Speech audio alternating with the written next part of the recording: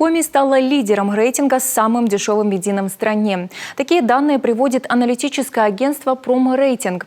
Индекс цен рассчитывают ежемесячно. Нынешний топ-10 за июль. Снижение зафиксировано в 19 регионах. Заметнее всего стоимость бензина снизилась в Коми на целых 5%. Следом за Коми идут Алтайский край и Республика Марий-Эл. Тем временем в 10 субъектах страны отмечался рост. Самым высоким он оказался у наших соседей – НАО. Удержит ли наш регион лидерство, пока не ясно, ведь в последней неделе августа в республике наметился рост стоимости бензина.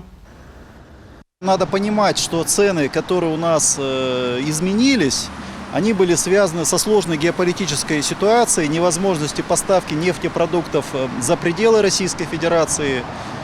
Ну и, соответственно, это привело к снижению цен не во всех, кстати говоря, муниципалитетах, но в крупных городах, где наиболее конкурентная ситуация.